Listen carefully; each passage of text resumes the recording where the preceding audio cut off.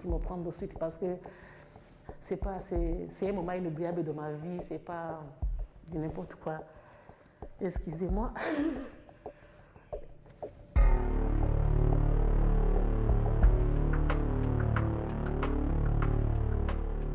À 12h35, le 28 novembre 1981, dans le petit village de Kibeo, au Rwanda, se déroula le premier d'une série d'événements extraordinaires.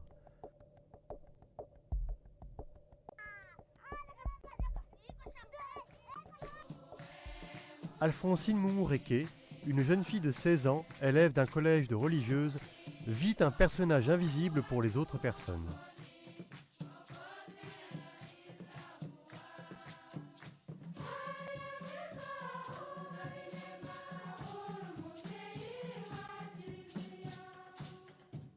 Le 28 novembre 81, c'était samedi d'ailleurs, nous sommes allés au réfectoire. J'ai commencé à mettre les assiettes en ordre. J'ai attendu une voix qui disait « l'enfant ».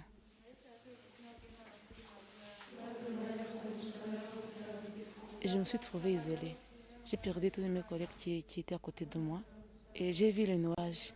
Dans ces nuages, j'ai trouvé une belle dame. Je lui ai demandé « Femme, qui es-tu » Elle m'a répondu « Je suis la mère du Verbe ».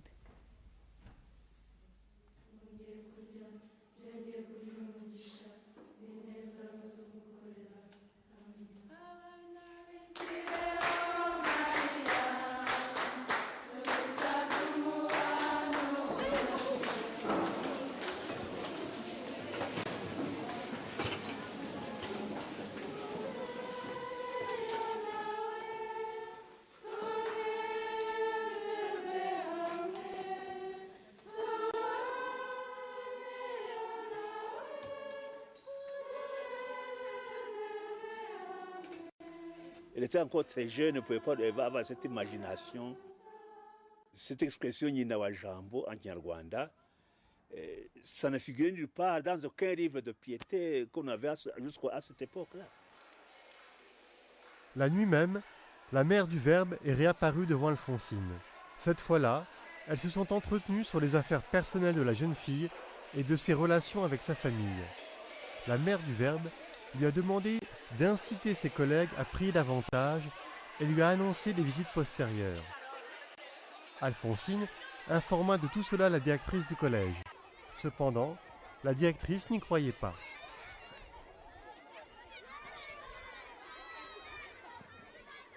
Toutes les apparitions qui ont suivi, comme elle ne voulait pas venir, elle voulait plutôt m'aider à comprendre que ce que je vivais c'était faux, de me remettre en question et puis d'arrêter ces sottises, si je peux dire ainsi.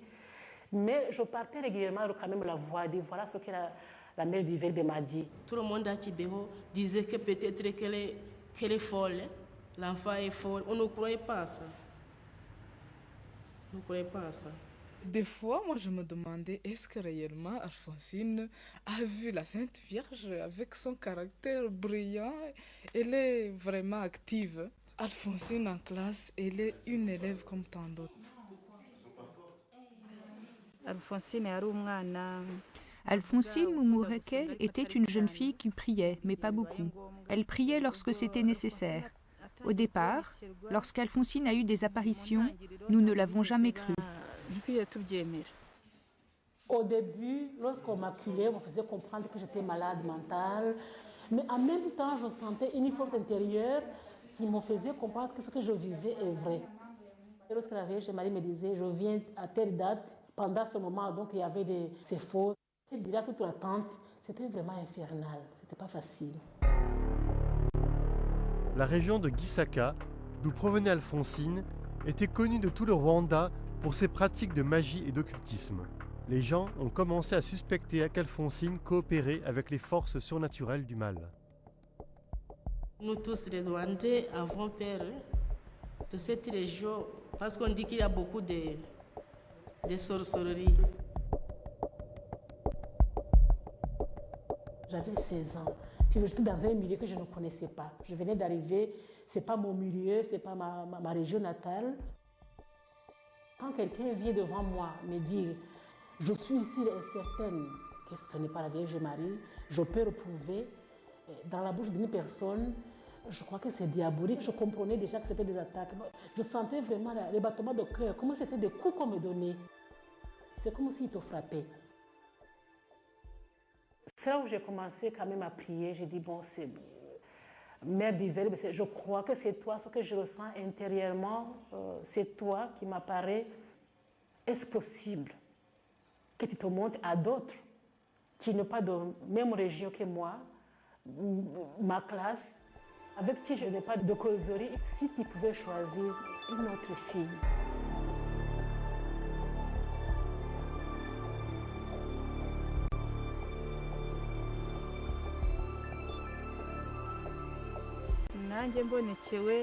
Et lorsque moi aussi j'ai eu des apparitions comme la deuxième, le 12 janvier 1982, les élèves se sont mis à dire « Les démons attaquent ceux qui ne prient pas ». En effet, selon les élèves, Alphonsine était la proie des démons. Alors, comment les démons peuvent-ils aussi attaquer Nathalie qui prie? Il y a une jeune fille qui est venue nous dire « Et vous savez, Nathalie est dans la chapelle. On priait, mais on la pousse, elle ne veut pas bouger. » Les autres ont couru, moi je n'ai pas couru parmi d'autres jeunes filles. Dans mon cœur, j'ai senti que c'était la Vierge Marie qui était là.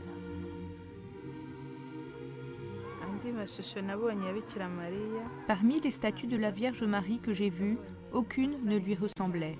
J'ai vu que son visage était extrêmement beau. Quand vous l'observez, vous constatez qu'elle a une beauté qui surpasse celle des blanches et des noires. Cependant, ses yeux ressemblent beaucoup à ceux des noirs. Elle avait entre 20 et 30 ans.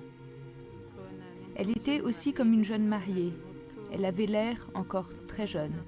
Elle a dit « Le message que je vous donne n'est pas destiné pour vous exclusivement, c'est plutôt un message pour le monde entier. Ce que je vous dis, je ne le dis pas à vous seul, je le dis à toutes les personnes de la terre. » Elle a dit que les gens vivent comme ils veulent. Elle nous demande d'avoir l'amour sincère envers Dieu et nos prochains, l'amour qui ne connaît pas de mensonges.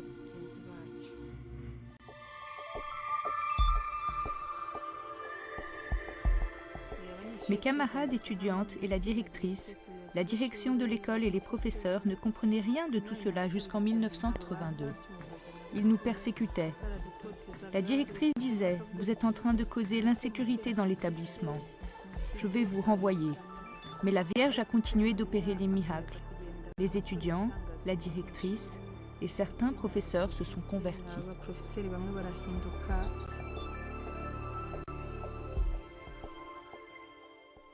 3 mois après la première apparition, eut lieu un événement qui rendit digne de foi le comportement d'Alphonsine et de Nathalie. C'est alors, le 1er mars 1982, que Marie-Claire aussi vit la mère du Verbe. Jusque-là, cette fille ne faisait qu'inciter les autres élèves à une révolte contre Alphonsine et Nathalie et dire qu'elles étaient possédées par le démon.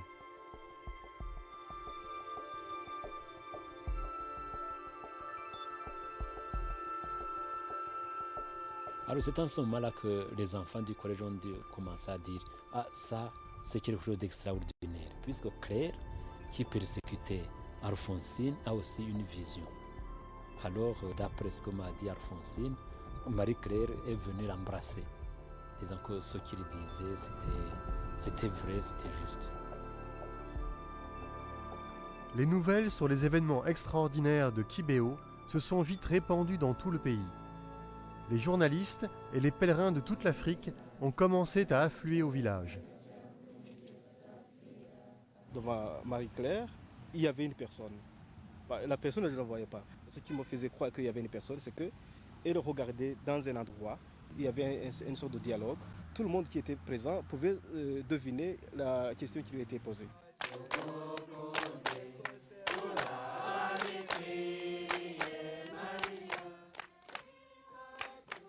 On voyait que la Vierge Marie venait comme ça, comme une maman qui se mettait à s'amuser avec son enfant.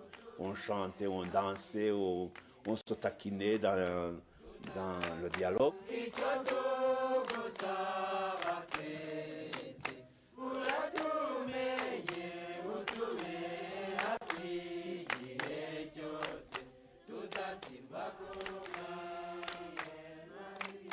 Quand l'apparition commence, non, ce n'est pas de la panique. Ce n'est pas la peur non plus.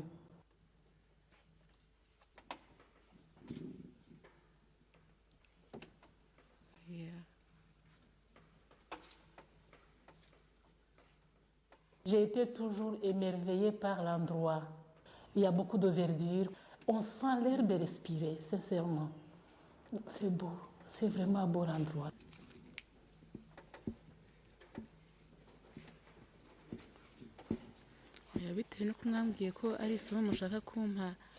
Vous m'avez dit que je dois avoir un bon comportement, même en dehors des apparitions.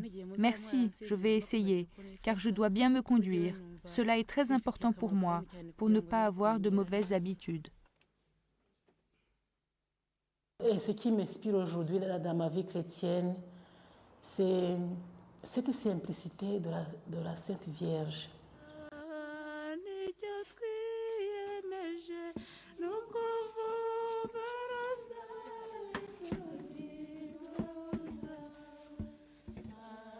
Les autorités de l'Église ont créé 2 commissions qui allaient enquêter en détail sur le comportement des filles pendant les apparitions et sur le contenu des messages de la Mère du Verbe.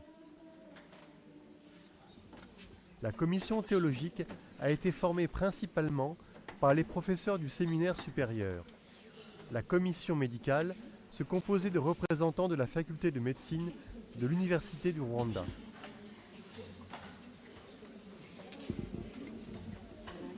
Depuis longtemps, de fait, je suis ces événements de Kibeho. Je le suis grâce aux 2 commissions qui ont beaucoup travaillé. En particulier, la commission des médecins, dont le psychiatre s'est très bien distingué. Des fois, on avait peur qu'il maltraitait ses enfants. Je regardais, j'écoutais, je voyais ce qui se passait et je prenais note. Et je faisais rapport à Monseigneur l'évêque. Nous étions intéressés. Qu'est-ce qu'ils avaient comme influence dans le milieu durant les moments d'apparition? Nous faisions certains tests. Par exemple, contrôler si le visionnaire a encore un contact avec le milieu, s'il entend, s'il souffre. On faisait par exemple des piqûres avec des aiguilles au niveau des doigts. On prenait même une chandelle allumée, on approchait pour voir si l'enfant retirait sa main. On pinçait et le visionnaire ne réagissait pas. Pour maintenir les standards de l'impartialité scientifique, on a demandé l'aide d'experts internationaux qui ont réalisé les recherches indépendantes et ont donné leurs conseils et opinions.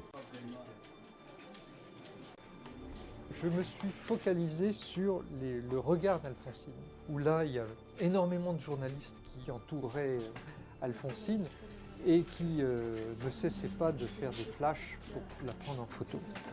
Avant l'apparition, elle clignait au flash. Pendant l'apparition, elle ne clignait pas au flash. On pourrait dire qu'elle était déconnectée du monde extérieur.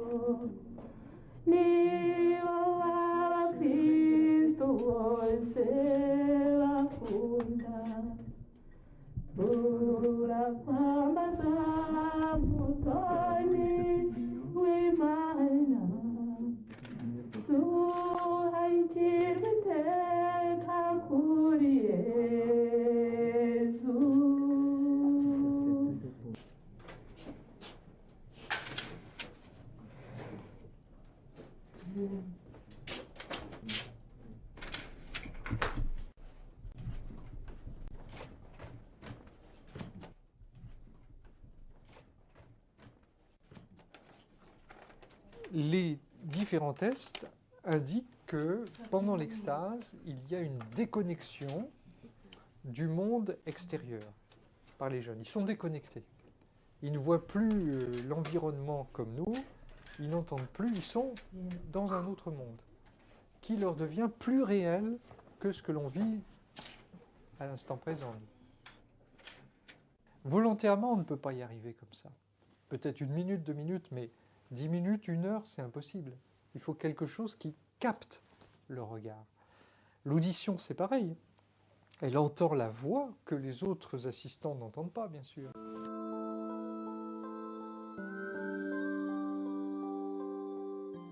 Ces jeunes avaient le regard porté vers le ciel et où le soleil plombait pendant plus d'1 heure face au soleil sans qu'il y ait de brûlure rétinienne. Alors j'aimerais bien qu'on m'explique ça, mais c'est quand même un phénomène qui ne dépend pas de la volonté humaine. Hein, même un hystérique, bien sûr, il se serait fait brûler les yeux, les rétines. Et eux, non.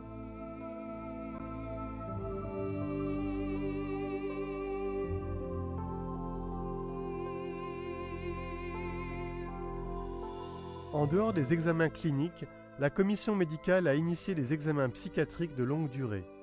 On a évalué l'équilibre psychologique des visionnaires. Chaque cas a été examiné du point de vue de l'épilepsie, des drogues, de l'hystérie et des perturbations mentales.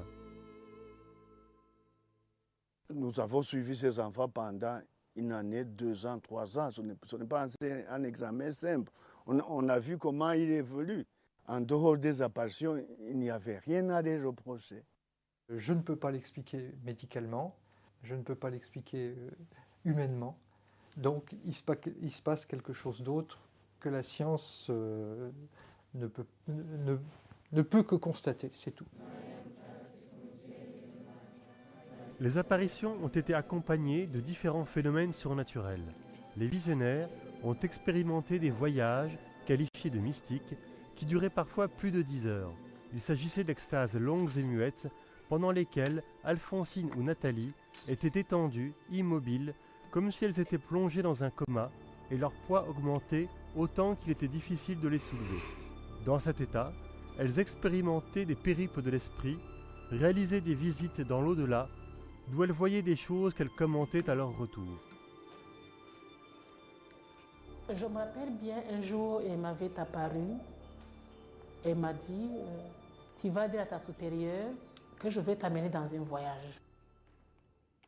J'étais très heureuse d'aller dire à notre supérieure que la Vierge Marie m'amène en voyage. Elle m'a amené dans un endroit où il y avait des personnes un peu tristes. Ce n'était pas agréable vraiment à voir. Et puis je lui ai demandé, mais pourquoi tu m'amènes ici? C'est triste. Il me dit, oui, il faut plaire à Dieu, il faut faire ce que Dieu veut si on ne veut pas venir ici. Nous sommes arrivés dans un autre endroit où c'était un peu calme, mais triste également. Bon, c'était moins gai, mais par rapport au premier endroit, là-bas c'était encore mieux. Nous sommes arrivés dans un autre endroit. J'ai retrouvé un endroit qui était merveilleux et j'attendais des sons, des mélodies, des voix mélodieuses. Je lui ai dit, mais je ne vois personne là-bas. Bon, il me dit, bon, tant que tu es sur le monde, tu ne peux pas voir ces personnes qui chantent. Sans révéler, mais plus ou moins ce qui m'attendait, mon comportement que je dois avoir face à certaines difficultés. Mais ne pas oublier l'essentiel, m'accrocher au chapelet, à la messe, vivre les mystères de son Fils, vivre les sacrements que l'Église me propose, que c'est dans ça que je puisais la force.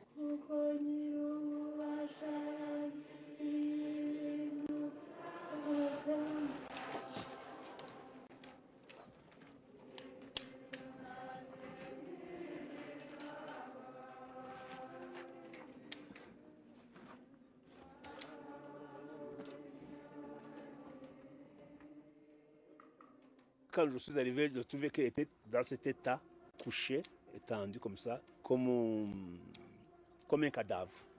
Un de mes étudiants était infirmier. Il a essayé d'appliquer la méthode de réanimation. Et ça n'a pas réussi. 2 adultes qui n'arrivent pas à soulever une enfant de quelques 25 kilos, 30 kilos. Alors qu'eux sont des adultes masculins.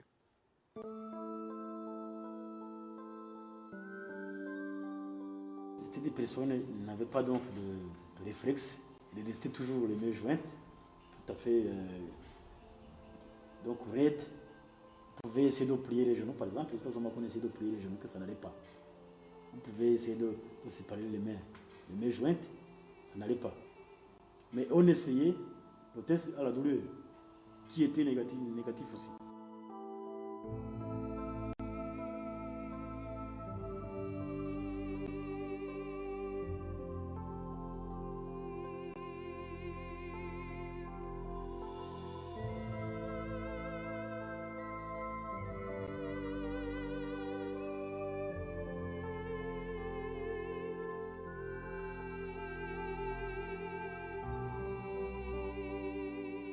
Et là, nous avons comme commission été présent du début à la fin. Tout ce qu'on pouvait faire comme test, on les a fait quand on était dans cet état. Ça nous a montré que quand même c'était extraordinaire.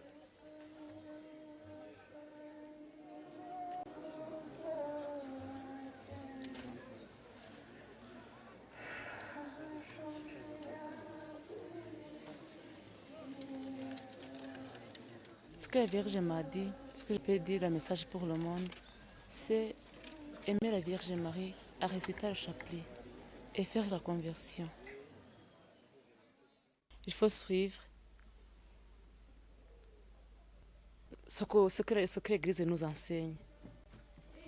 Il faut aimer Jésus, Dieu, et la Vierge Marie, c'est notre mère. Qui passe à elle ne peut pas perdre Jésus, ou bien ne peut pas perdre Dieu.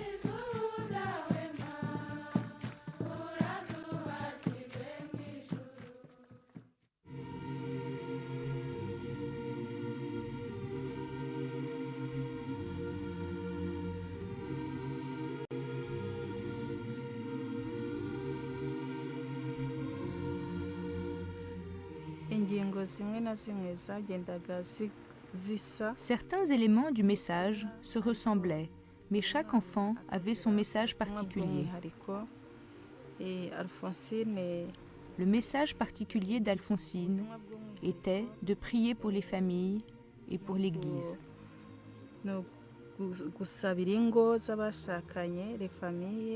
Moi, Nathalie, la Vierge m'a confié particulièrement le message de prier pour le monde et de prier pour les âmes qui sont au purgatoire, et d'accepter amoureusement la souffrance pour que j'aide Jésus et la Vierge Marie à sauver le monde.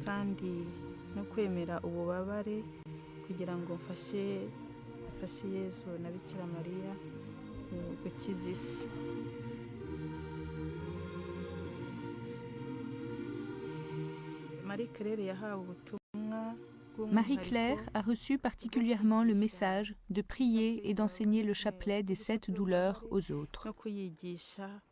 Nous avons fait des recherches à ce sujet pour voir si il n'y avait pas eu d'influence sur elle. On voyait qu'elle ne pouvait pas elle-même avoir trouvé ça dans un livre. On savait quand même que ce chapelet avait existé auparavant. Dans le pays, personne, même parmi les prêtres, parmi les évêques, on ignorait l'existence du chapelet de douleur.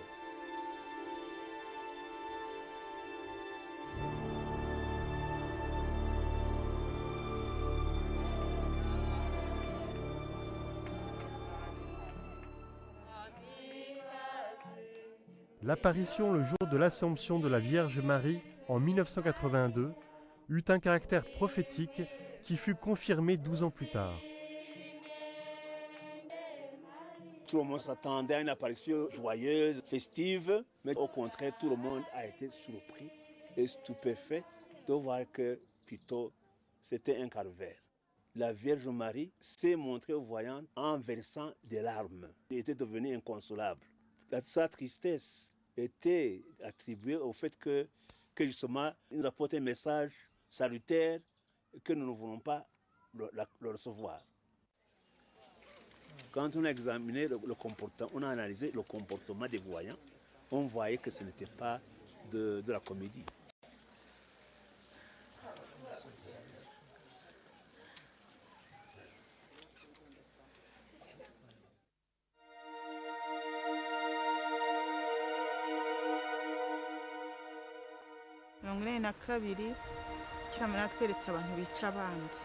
En 1982, la Vierge Marie m'a montré les gens qui s'entretuaient, les feux allumés sur les collines.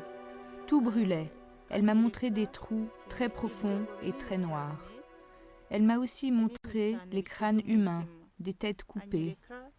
En 1983, elle m'a montré une marée de sang en train de couler. Elle a dit « Je souffre parce que vous continuez à endurcir vos cœurs. Je souffre parce que beaucoup de personnes épousent les vices plutôt que les vertus. Je suis souffrante parce que vous ne respectez plus les commandements de Dieu. Je souffre de votre hypocrisie. Je souffre parce qu'il n'y a plus d'amour parmi les gens. » On pouvait bien voir qu'elle partageait et manifestait sa souffrance. Mais en ce moment-là, nous n'avons pas prêté attention à ce qu'elle nous disait. Nous ne faisions pas ce qu'elle nous demandait.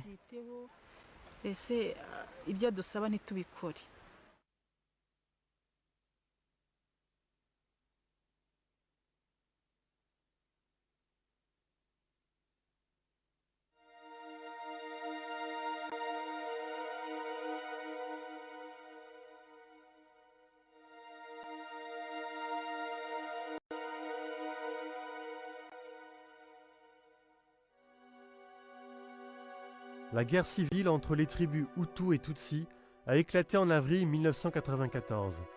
Elle a dévoré plus de 800 000 victimes, surtout des femmes et des enfants. Kibéo est devenu l'endroit de torture massive. Et on a vu des colonnes de gens armés, des gourdins, des fusils. L'attaque est venue, donc les assaillants sont venus en bas de l'église. Ils ont tiré dans la foule. Nous, on a essayé de se défendre avec des pierres. On voyait des gens qui tombaient un peu partout, des balles. Le 14 avril 1994, un génocide à grande échelle eut lieu ici. Il y avait peut-être environ 20 000 personnes tuées dans la région. Ici, dans cet endroit, certainement 10 ou 11 000. La majorité a été tuée dans l'église que nous voyons devant nous. C'est une église paroissiale où beaucoup de gens ont essayé de trouver protection pour échapper aux meurtriers. Ils espéraient qu'un endroit saint, l'église, serait respecté. Sinon leur vie, du moins cet endroit, qu'ils sauveraient leur vie. Et à un moment donné, moi j'avais pensé, voilà que je vais mourir. Et j'ai encore la chance de choisir l'endroit où je dois mourir. Et je dis, je dois aller dans l'église. Quand je suis entré, il y a un monsieur qui lui a dit, monsieur le curé, vraiment, nous avons fait tout ce que nous pouvions et donnez-nous le sacrement de réconciliation et nous allons mourir comme les autres sont déjà morts. Et l'important est que le Seigneur nous reçoive au ciel. J'ai vu vraiment des scènes horribles. On a tué beaucoup de gens et on les a placés en forme d'Esther. Tout le long du secrétariat, il y avait des formes d'Esther des gens agonisants. J'entendais vraiment des bruits, des gens des moribonds qui étaient là, qui disaient oh!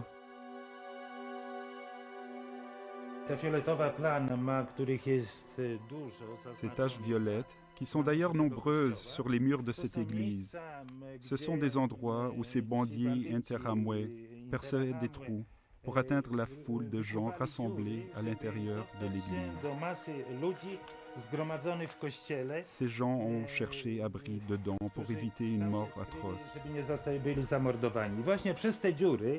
C'est justement par ces trous que les bandits lançaient des grenades ou déchargeaient leurs mitraillettes Kalachnikov ou d'autres, versaient l'essence et y mettaient le feu.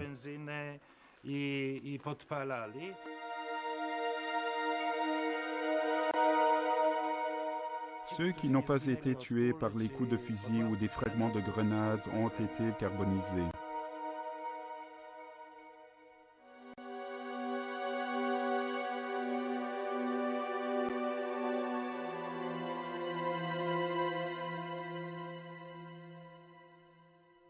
Même encore maintenant, dans les champs, dans les environs, dans les jardins à côté, les habitants trouvent, tout comme nous, des crânes, des tibias, des os qu'ils nous apportent. C'est pourquoi ce lieu qui a vu le sang couler en grande quantité, qui a connu des meurtres de gens innocents en masse, c'est un lieu saint, un lieu de martyrs.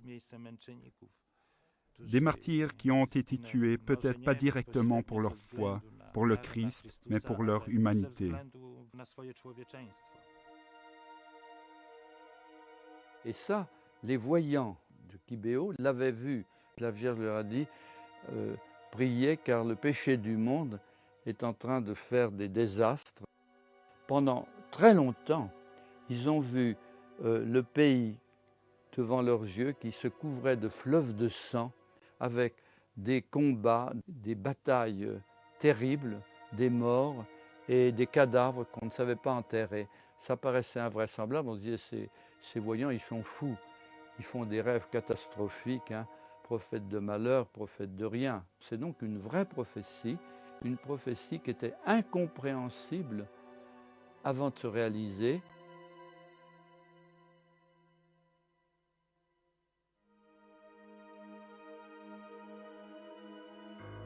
Et alors, pour moi, je trouvais que Kibéo resterait toujours le symbole, le témoignage de l'évangile de la croix et de la souffrance salvifique.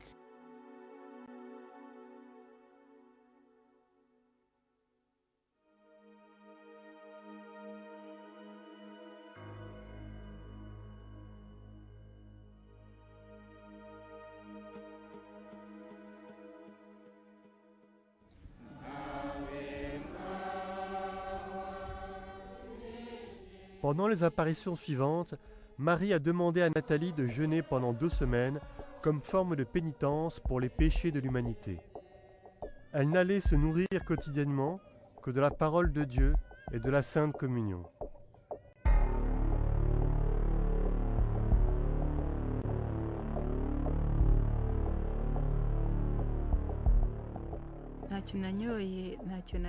Pendant tous ces jours, je n'ai rien bu ni mangé. Seulement, elle m'avait autorisé à recevoir la Sainte Communion et je communiais chaque jour. Le 8e jour, elle m'a autorisé à boire de l'eau bénite. J'avais terriblement soif. C'est la soif qui m'a d'abord fait mal. La gorge devenait sèche et je commençais à avoir des blessures dans la gorge. Ensuite, c'était la faim. Je sentais vraiment que j'avais terriblement faim. J'ai éprouvé beaucoup de souffrance, mais en même temps aussi je sentais de la joie. Elle a fait de longs jeûnes, des jeûnes que les médecins ne s'expliquaient pas. En Afrique, par la grande chaleur, ne pas boire, au bout de 6 jours, on meurt. Et là, les médecins étaient très inquiets, mais comme elles avaient l'ordre de la Sainte Vierge, ils ont préféré la laisser faire, mais en surveillant pour pouvoir la rattraper au dernier moment. Et il ne s'est rien passé, et sa santé était à ce moment-là tout à fait parfaite. Nous avons fait des prélèvements de sang, prélèvement des urines, pour suivre, pour voir s'il n'y a pas de changement dans les valeurs biologiques. Elle vivait de l'Eucharistie, c'est tout. Et rien ne changeait dans son organisme.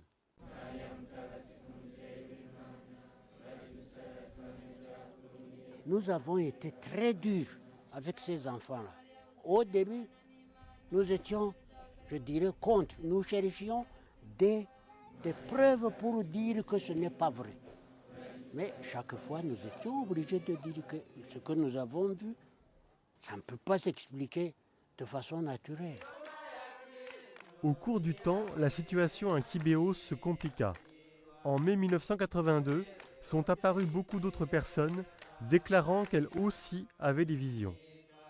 Ces événements d'un côté qui semblaient plutôt tirer vers la sorcellerie, les divinations comme il en est dans le pays, et je demandais que surtout les chrétiens ne commencent pas à entrer dans la danse vers les devins ou bien d'imiter des choses extraordinaires pour faire semblant qu'eux aussi voyaient quelque chose. Ça s'est calmé, les interrogatoires ont été vite achevés autour des voyants et voyantes que nous croyons sérieux. Les deux commissions, médicale et théologique, après 20 ans de recherche très méticuleuse, ont reconnu comme authentiques uniquement les visions des 3 premières filles, Alphonsine, Nathalie et Marie-Claire. Le 29 juin 2001, l'évêque du lieu, Augustin Missago, a annoncé la décision de l'Église concernant cette question. Je déclare ce qui suit en ma qualité d'ordinaire du lieu. Oui, la Vierge Marie est apparue à Kibéo dans la journée du 28 novembre 1981 et au cours des mois qui ont suivi.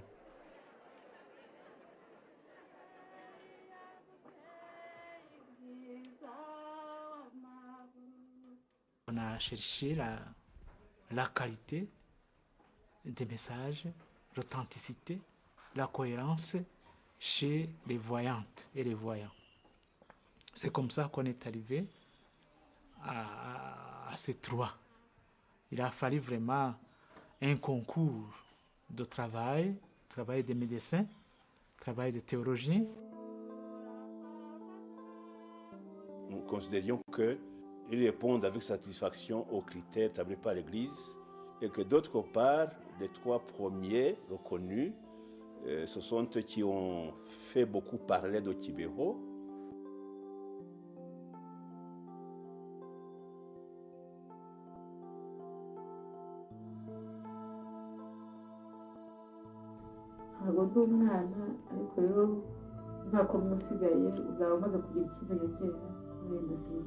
En particulier, évidemment, il y a le message, le contenu du message et les fruits spirituels, disons, produits par ce message dans la communauté chrétienne. Les apparitions publiques à Kibéo ont été plus fréquentes qu'à Lourdes ou Fatima. Elles se sont étalées sur 8 ans. La Sainte Vierge s'est entretenue en public avec Nathalie pour la dernière fois le 3 décembre 1983 et avec Alphonsine le 28 novembre 1989. Cependant, la Sainte Vierge leur est apparue en privé encore plusieurs fois.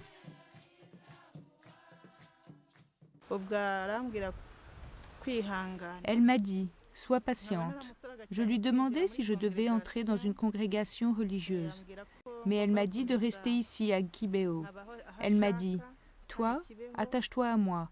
Les gens et les choses passent. »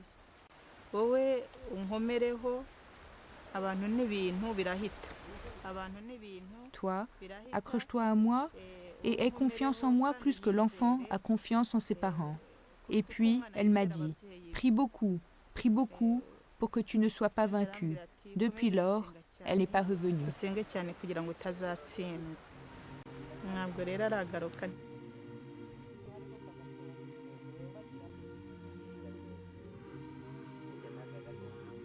Je me sentais que pour elle, il était temps que je devienne responsable de ce que j'ai reçu.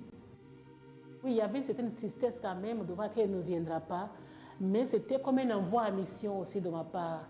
Voilà, elle me disait, dis ça, dis ça. Maintenant, c'était à moi de m'unir avec tout le peuple, de vivre ce que la Vierge Marie a demandé de vivre.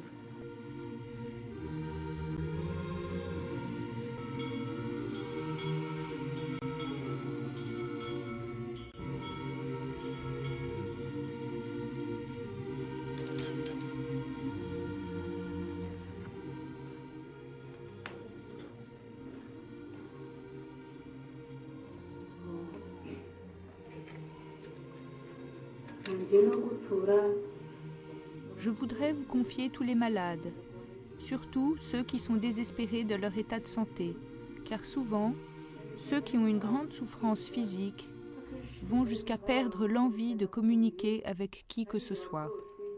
Venez à leur secours.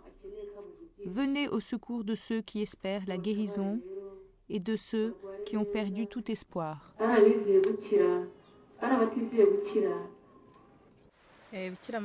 Elle a demandé spécialement que l'on construise une chapelle ici, comme un signe permanent de sa visite.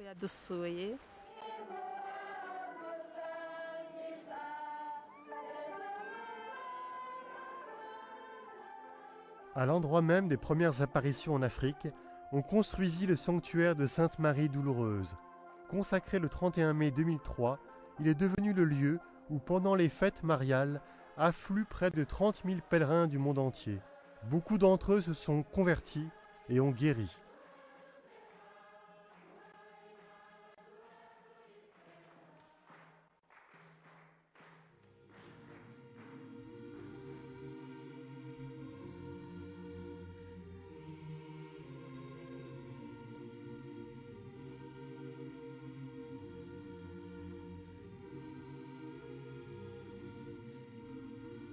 Ici à Kibého, quand il y avait une apparition, la Sainte Vierge a dit, mes enfants, ceux qui sont malades, je voudrais qu'ils guérissent.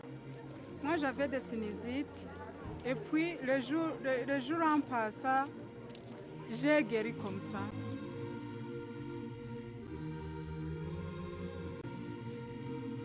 Je tombais. Les chutes étaient successives. Je me souviens, c'était le soir, au mois de février 2000. J'ai eu beaucoup de chutes toute la nuit et ça a disparu comme ça, ce jour-là.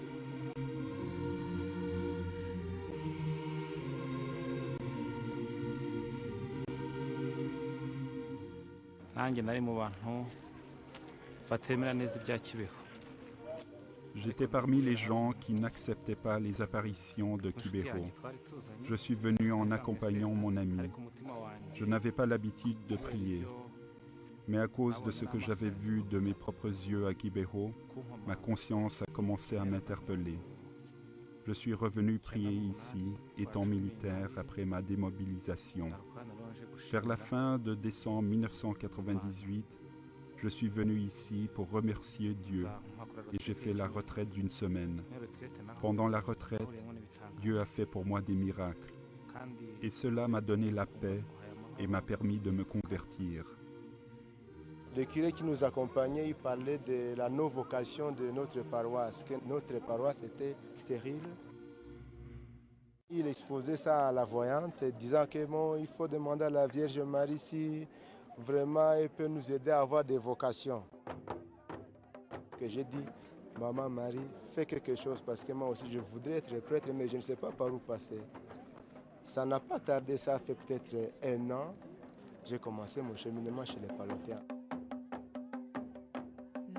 Un de nos professeurs avait une mauvaise conduite et nous persécutait. Ce professeur a changé. C'était un signe extraordinaire. Il a commencé à aimer la prière, jusqu'au point où il est allé au grand séminaire et il est maintenant prêtre. Cela a contribué au changement progressif des élèves.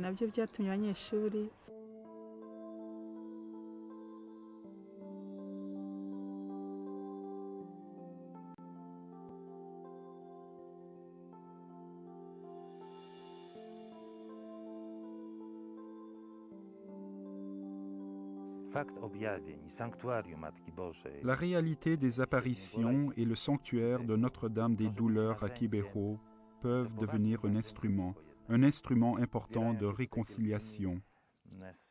Les pèlerins de tout le pays et aussi des pays voisins se réunissent ici. Il arrive souvent qu'ils n'étaient pas en bonne relation auparavant et cependant ils prient ensemble.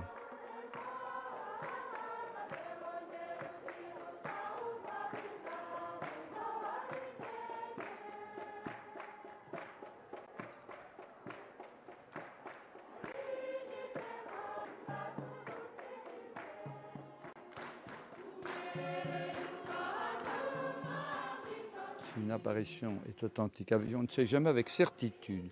On peut en avoir la probabilité, on peut en avoir la certitude morale. Une apparition n'est jamais un dogme. Ce n'est pas la foi de l'Église, ça illustre la foi de l'Église. C'est un petit signe qui est donné aux croyants, un précieux petit signe, tellement précieux que les plus grands sanctuaires de l'Église, sauf Saint-Pierre de Rome, sont tous des sanctuaires d'apparition.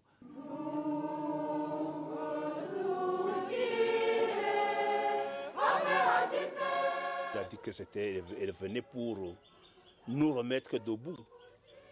parce qu'ils voyaient que le monde était en danger et allait très mal, qu'il fallait donc pouvoir nous aider à nous redresser.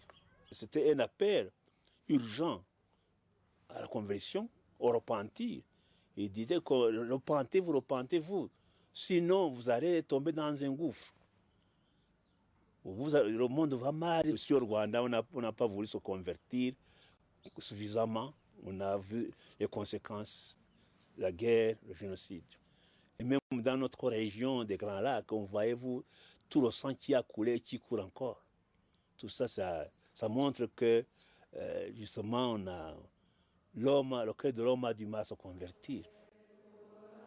C'est une formule qui se répète d'apparition en apparition. Ça a été dit pour la première fois aux apparitions de La Salette. Hein. Le bras de mon fils s'appesantit, mais je crois que c'est une formule imagée que la Vierge a employée pour faire comprendre les paysans. Mais ce n'est pas Dieu qui va cogner sur le monde, c'est le monde qui se détruit. Quand l'homme se sépare de Dieu, quand l'homme tourne le dos à l'amour pour devenir égoïste, hostile, diviseur, eh bien là, il se détruit lui-même, il se divise lui-même. La justice de Dieu n'est pas comme la justice humaine qui pratique l'échafaud où on coupe la tête des gens. C'est une justice immanente.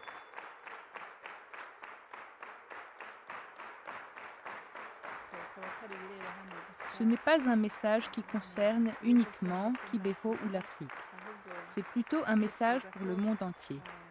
La Vierge Marie souhaite une conversion du cœur pour toute personne.